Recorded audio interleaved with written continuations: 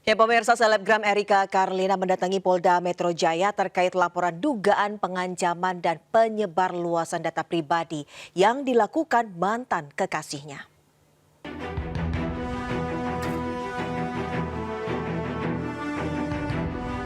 Selebgram Erika Carlina menjalani pemeriksaan selama 4 jam di Subdit Renakta Ditreskrim Polda Metro Jaya. Erika diperiksa atas laporannya terkait dugaan pengancaman dan penyebarluasan data pribadi miliknya yang dilakukan oleh mantan kekasihnya DJ Panda.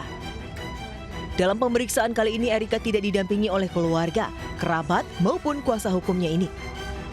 Erika mengatakan ancaman tersebut ada di dalam grup fanbase mantan kekasihnya yang beranggotakan 500 orang.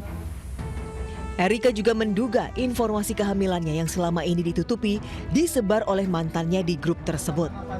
Saksi-saksi yang tadi pada datang kan, jadi aku temuin juga. Saksinya siapa aja, Mbak? Saksinya siapa aja? Saksinya ada 2 orang dari grup yang 500 orang itu. Dari kalangan artis juga? Supportnya ya Brevi semangatin aku terus sih. Erika mengaku hingga kini belum didampingi kuasa hukum. Meski demikian, proses laporan harus berlanjut demi keamanan diri dan janin yang akan dilahirkan pada awal Agustus mendatang. Dari Jakarta, Rizky Falufi, iNews melaporkan.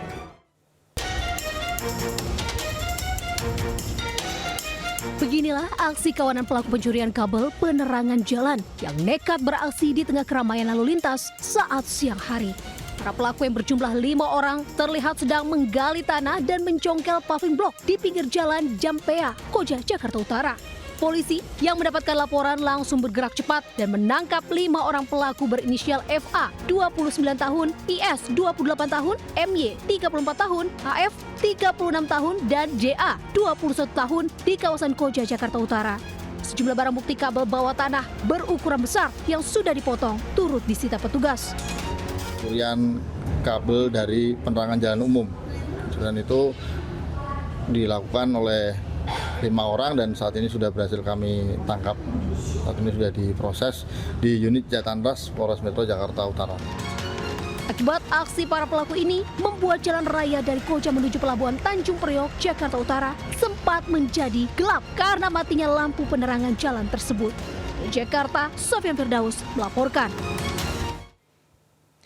Kecanduan bermain judi online, seorang pria melakukan aksi penipuan berkedok sebagai jasa desain interior rumah di Bogor, Jawa Barat. Sementara itu di Jakarta Barat, polisi membongkar sindikat pemalsu oli.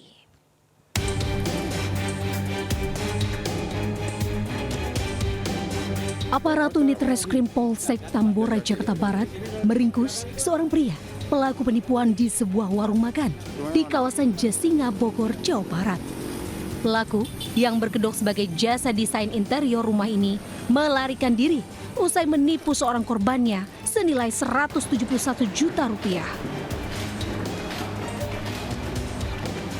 Penipuan terjadi saat korban mencari jasa desain interior di media sosial. Usai berkenalan, pelaku dan korban bertemu dengan membuat kesepakatan untuk membuat furniture sebesar 180 juta rupiah dengan jangka waktu pembuatan selama 3 bulan. Dari hasil pemeriksaan, sudah ada 3 orang yang menjadi korban penipuan oleh pelaku. Jadi modus pelaku ini mengiming-imingi korban, menjanjikan korban untuk pekerjaan furniture. Setelah itu uang yang digunakan untuk bermain judi online. Atas perbuatannya, pelaku dijerat dengan pasal tentang penipuan dan penggelapan dengan ancaman hukuman 4 tahun penjara. Di Jakarta, Miftahul Gani melaporkan.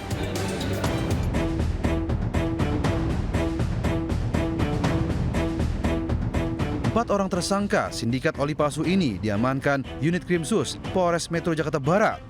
Mereka ditangkap di rumah produksi oli palsu wilayah Kembangan, Jakarta Barat. Sejumlah barang bukti label dan oli bekas serta mesin pembuat botol turut diamankan. Sindikat pemalsu oli mesin kendaraan sepeda motor dan mobil ini beroperasi sejak 5 tahun lalu dengan keuntungan mencapai lebih dari 3 miliar rupiah. Mereka meracik oli palsu ini menggunakan oli bekas yang dicampur parafin, lalu dikemas menggunakan merek ternama. Para pelaku melakukan produksi dan perdagangan produk oli mobil dengan bahan oli bekas yang sudah dilakukan penyaringan secara manual maupun secara elektronik, kemudian dicampur dengan cairan parafin. Kemudian dimasukkan ke dalam wadah kemasan oli yang diberi merek.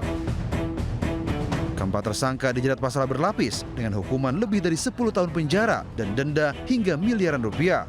Dari Jakarta, Miftahul Ghani melaporkan. Polisi mengungkap fakta baru terkait tewasnya diplomat muda Arya Daro Pangayunan. Sebelum ditemukan tewas, korban terekam CCTV di atap gedung Kementerian Luar Negeri selama hampir 1,5 jam.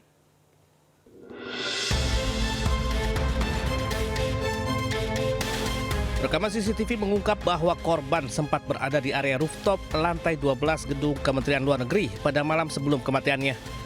Korban terekam CCTV berada di rooftop gedung selama hampir 1,5 jam. Polisi menyebut penyelidikan memakan waktu lebih lama karena sampel dan barang bukti diperiksa secara laboratorium. Polisi juga memeriksa 20 titik CCTV dan menggandeng sejumlah ahli. Diduga korban berada di rooftop lantai 12 gedung Kemenlu. Kemudian penyelidik mendapatkan fakta bahwa berdasarkan pengamatan CCTV tersebut, awalnya korban naik membawa tas gendong dan tas belanja. Kemudian saat turun, korban sudah tidak membawa tas gendong dan tas belanja. Dari rekaman CCTV saat naik ke rooftop, korban membawa 2 buah tas. Namun saat turun gedung, korban tidak lagi membawa barang bawaannya tersebut. Tim Liputan News melaporkan. Bareskrim Polri meningkatkan status penyelidikan menjadi penyidikan dalam kasus beras oplosan. Sebanyak 201 ton beras kemasan 5 kg disita.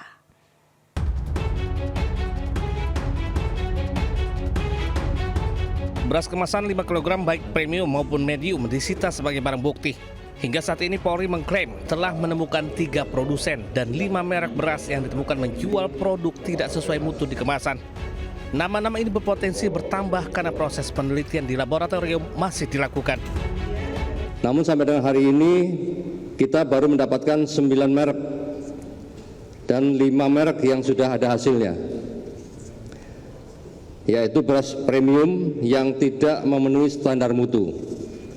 Sehingga kita lanjutkan untuk membuat laporan polisi tersebut.